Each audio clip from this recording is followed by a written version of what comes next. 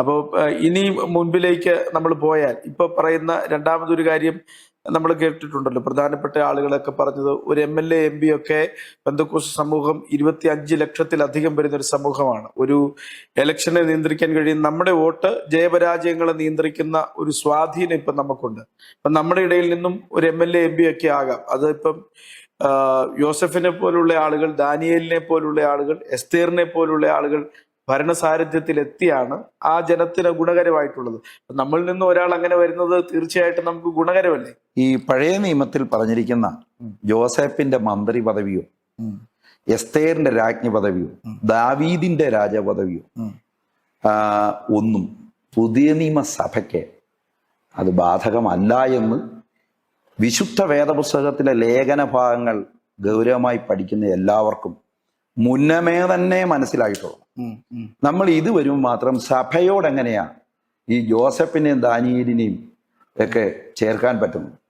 ഒരിക്കലും പറ്റില്ല. അങ്ങനെയെങ്കിൽ നമ്മൾ ഈ കാര്യത്തിന് വേണ്ടി വളച്ചൊടിക്കാൻ.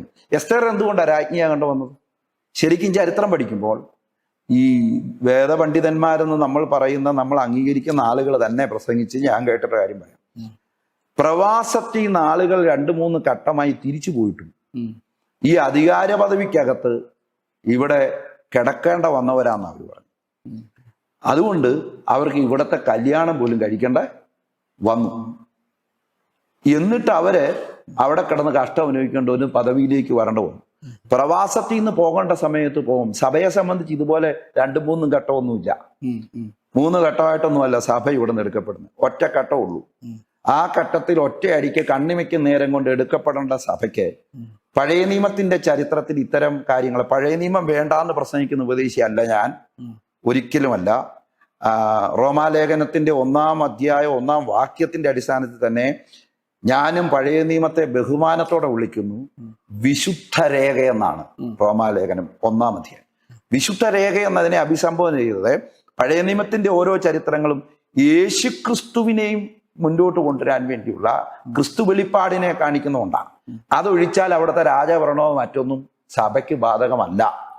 സഭയ്ക്ക് ഭരണമെന്ന് പറയുന്നത് പ്രധാനമായും സഭാഭരണത്തിലാക്കി വെച്ചിരിക്കുന്നത്. ഒന്നാമത്തെ സഭ ലോകത്തിന്റെ സിസ്റ്റമല്ല.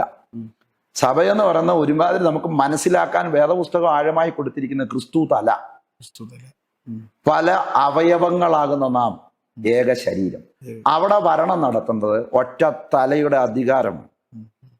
ഇനി ശുശ്രൂഷകർ, അപ്പോസ്തലന്മാരും പ്രവാചകന്മാരും സുവിശേഷകരും ഇടയന്മാരും ഉപദേഷ്ടാക്കന്മാരും, ഇവരെ കൺട്രോൾ ചെയ്യുന്ന തലയാ. കാരണം ഈ 5 ഒറ്റയാളാണ്. ഒന്നാമത്തെ അപ്പോസ്തലൻ ആരാന്ന് ചോദിച്ചാൽ പത്രോസ് അല്ല.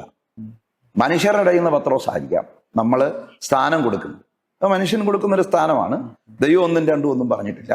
എന്നാൽ പത്രോസിന് ഒരു സ്ഥാനം വേദപുസ്തകം കൊടുത്തിട്ടുണ്ട്. എന്നാൽ പത്രോസിന് മുൻപ് അപ്പോസ്തലനുണ്ട്. എബ്രായ ലേഖനം 3 പറയുന്നുണ്ട്, നാം സ്വീകരിച്ച് പറയുന്ന അപ്പോസ്തലനും പ്രവാചക മഹാപുരോഹിതനുമായ യേശുക്രിസ്തു, അല്ലേ? അപ്പം ആ അപ്പോസ്തലിൽ നിന്നാണ് താഴത്തെ അപ്പോസ്തലന്മാര് പഠിക്കുന്നത്. അല്ലാതെ പിണറായി സഖാവിൽ നിന്നോ നരേന്ദ്രമോദിയിൽ നിന്നല്ല നമ്മൾ എന്തും നേരിടുന്നത്. ഇനി നമ്മുടെ വാക്യങ്ങൾ ഉപയോഗിക്കുമ്പോൾ ആത്മീയ അർത്ഥത്തിൽ മാത്രമേ നമുക്ക് പഴയ നിയമത്തെ യൂസ് ചെയ്യാൻ പറ്റൂ. ജഡപ്രകാരം ഒരു കാര്യവും അതിലേക്ക് ഇത് ചെയ്യാൻ പഴയ നിയമം ഉതകുന്നതല്ല.